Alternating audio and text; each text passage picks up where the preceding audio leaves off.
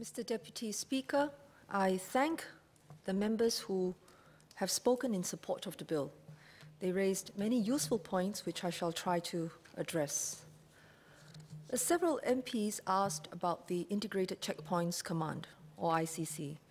Dr. Fatima Lateef asked for a further elaboration of the ICC concept and how the bill will enhance Singapore's preparedness for emergencies.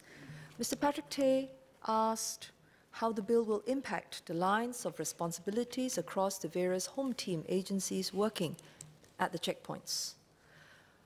Under the ICC, the checkpoints are clustered into three domains, namely the land domain, the sea domain, and the air domain, which were progressively launched in 2015. An ICA domain commander now helms all home team operations in each of the three domains. And so we have a unified command structure under a single commander. And with this, the lines of responsibility as well as accountability are very clear, and this will help in ensuring that the security and operations in each domain is properly taken care of. And by doing so, we have also strengthened the coordination amongst the officers from the various home team departments deployed at the checkpoints, because there is a unified command structure. Another potential benefit of the ICC is in joint operations as compared to operations mounted separately by each home team department. In fact, it didn't take long for this particular benefit to be realized. In 2016, a joint operation at Woodlands Checkpoint detected 4 male Indonesian travelers who had plans to enter Singapore to make their way to Syria to fight for ISIS. The timely sharing of information and exchange of analyses made the critical difference. The subjects were eventually repatriated to Batam and handed over to the Indonesian Counter-Terrorism Unit. Dr.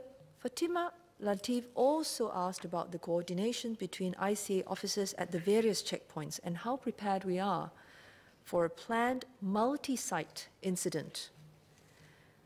Any terrorist incidents involving multiple checkpoints will be coordinated by the police. This is again clear. The home team has developed joint operation plans for such scenarios, and we have been exercising them. And some of these exercises were publicized earlier. For example, exercise North Star, held in October 2017 at Changi Airport, involved home team agencies as well as the SAF, the Ministry of Health, the Civil Aviation Authority of Singapore, and Changi Airport Group. Exercise Quicksilver, which is a series of regular internal exercises, involves scenarios of multiple attacks at the land and sea domains where officers are not notified beforehand. In other words, it's a surprise exercise. One of these surprise exercises was held in October 2016, and it involved more than 3,000 officers across the home team and the SAF. So it's a very large-scale exercise. The aim of these exercises is, of course, to prepare ourselves to respond to security incidents as soon as possible.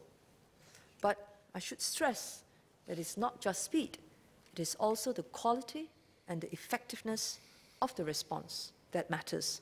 And that is why we are making these amendments, to ensure that when we are able to respond, that response is an effective one. Now, all MPs who have spoken felt it was important for the ICA officers to be properly trained to exercise these enhanced powers, and I fully agree. Before I outline our training approach, let me clarify what is expected of the ICA officers under this bill, something which Mr. D'Souza had also talked about.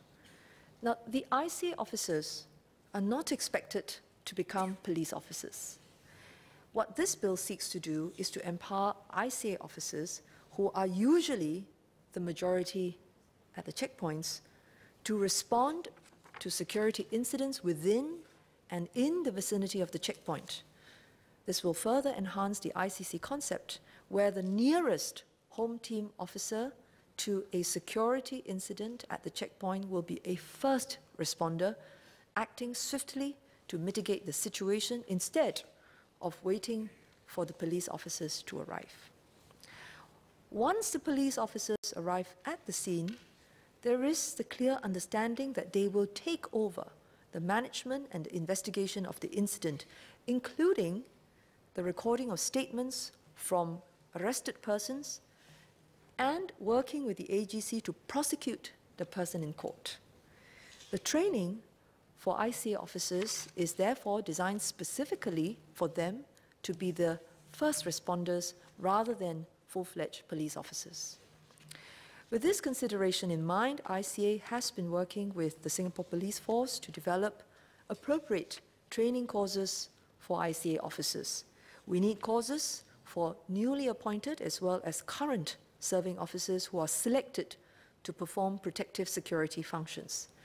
There are modules on the legislative provisions, the management of protective security incidents, interview skills, and search techniques. Classroom training is also complemented by on-the-job training with police officers serving as coaches, a point which addresses Mr. Desmond Chu's observation that the police officers have much they can share to help the ICA colleagues get up to speed. In addition, ICA officers will join police officers for relevant courses such as the Public Security First Responder Training, where officers are given tactical movement training to augment their existing competencies in firearms. ICA officers will be assessed to a similar standard as police officers in these areas before they are deployed for protective security duties. Today, more than 900 ICA officers have undergone the training, and ICA will progressively cover all those selected for protective security duties. All new ICA officers will also undergo the training to equip them to operate effectively at the ICC. Besides training, ICA will issue guidelines and directives to their officers on the proper exercise of their enhanced powers, similar to directives and orders governing police officers today. This is something Mr. Lewis asked about. Dr. Fatima Latif also asked if ICA officers will be prepared psychologically for their enhanced roles. Now, during their basic training, ICA recruits already undergo psychological training to boost their resilience and prepare them for the challenges in their work. Frontline supervisors are trained on how to look out for distressed officers and to provide support. At the same time, selected ICA officers are trained as para-counselors to look out for and support their fellow colleagues. The officers are further supported by the ICA Psychological Services branch, which provides staff counselling services. As part of the ICC training programs, ICA officers will be exposed to challenging situations that they may face in the course of their duty and trained on how to respond. These range from managing security incidents, such as a traveler attempting to dash through without immigration clearance, to dealing with possible bomb threats. Scenario-based trainings, along with on-the-job training with police officers, will help prepare ICA officers for their new roles. Mr. Desmond Chu asked if ICA officers and police officers are provided with training on soft skills, in particular on cultural intelligence. As part of their training, ICA and SPF officers learn how to manage members of the public in a professional and tactful manner. Officers are trained to be mindful and sensitive towards cultural differences when interacting with members of the public. This is reinforced through in-service training and reminders on the job. The very nature of ICA's work at the checkpoints involves interactions with people from all nationalities. Our officers have generally done well with a security-focused, service-conscious approach. ICA officers deployed at Changi Airport also undergo a program to further equip them with skills to be part of the Changi experience for travelers. Let me now deal with Mr. Louis Ng's question on why it is necessary to allow ICA officers to detain suspects for up to 24 hours. Now, to be clear, the intent is to minimize the time ICA officers will detain an individual before handing him over to police officers. This is why the new Section 51AA 12A in Clause 4 requires the ICA officer to immediately inform a police officer of the arrest. However, there may be instances where the police needs more time to take over custody of the person, such as during major emergencies. To cater to such circumstances, the provision allows an ICA officer to detain the person for up to 24 hours. Mr. Saktiandi Supat has asked whether it was necessary for the ICA officer to hand over an accused to the police immediately, and if ICA officers can perform the required investigations instead to free up police resources. As I've explained earlier, the intention is not for ICA officers to take over police's duties, and police officers are still best placed to carry out post-incident investigations. Mr. Louis Ng spoke about the need for safeguards when ICA officers take statements under the new Section 51AA. He pointed out that the provisions of Section 51AA 6 and 7 were similar to Section 22 of the Criminal Procedure Code, but unlike Section 23 of the CPC.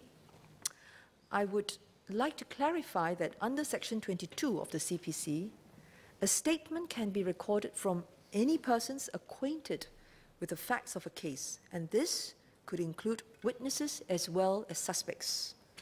As for Section 23 of the CPC, the statement is recorded from an individual after he or she has been charged with an offence and will be prosecuted in court. So there are material differences between the two types of statements provided for under the different sections. The intent behind providing ICA officers with the powers of examination under the new Section 51AA of the bill is to allow ICA officers to conduct preliminary fact-finding and checks during or immediately after an incident. On this basis, the new Section 51AA 5 to 7 of the bill is modelled after Section 22 of the CPC rather than Section 23. As to the admissibility of such statements, existing case laws interpreting Section 22 of the CPC will similarly apply and be followed by the courts. And so, if I may reiterate, post-incident investigations, including the recording of statements under Section 23 of the CPC and prosecution of individuals in court, remain responsibilities of the police. After ICA officers hand over the accused person to the police, the investigation processes, as well as the safeguards, will be no different from today's processes. Ms. Tana Leshmi asked what it means for ICA officers to use reasonable force within the new Section 51AA 10B to make an arrest. The usage of the term reasonable can also be found in Section 75 of the CPC, which is applicable to police officers and from which this new section is adapted. Generally speaking, reasonableness will entail using only as much force as is appropriate to effect arrest, and one that is proportional to the level of perceived threat. So, for example, officers should not use firearms to shoot an unarmed person who may be trying to evade arrest. It would not be proportional. As I explained earlier, ICA officers will be trained to use their enhanced powers appropriately, which of course include the proper use of force. Mr. Patrick Tay asked if the salaries of ICA officers will be adjusted to take into account the additional duties that they are expected to perform. Ms. Tana Leshmi also asked if the career progression for ICA officers will be enhanced. Now, MHA regularly reviews the salaries of home team officers, including ICA and SPF officers, to ensure that they remain competitive, taking into account the job demands, the risks, as well as specialized skills requirements. And I assure Mr. Teo that it is in our interest to assess these factors holistically and whether any expansion of duties or work conditions warrant adjustments so that the officers are reasonably remunerated, whatever the roles they perform, and we continue to be able to retain them. Similarly, the career progression paths for ICA officers are regularly reviewed. As recently as July last year, a new scheme was introduced to provide officers with a more seamless progression into the senior ranks. And we will continue to keep these schemes of service updated. Ms. Dhanalashmi asked if ICA officers will be better protected against complaints and legal actions from suspects who had been restrained by ICA officers. There are existing mechanisms within the home team departments to investigate complaints or allegations of misconduct, and officers are empowered to carry out their duties without fear as long as they act in good faith and in accordance with established protocols. Where insurance is concerned, ICA officers enjoy the same coverage as all other home team officers, such as the police. And all officers who sustain injuries during the course of work will have their medical expenses fully covered when they receive treatment at government or restructured hospitals. Let me turn now to transit security screening. Mr. D'Souza spoke about the importance of transit passenger screening and emphasized the need to handle data collected with care.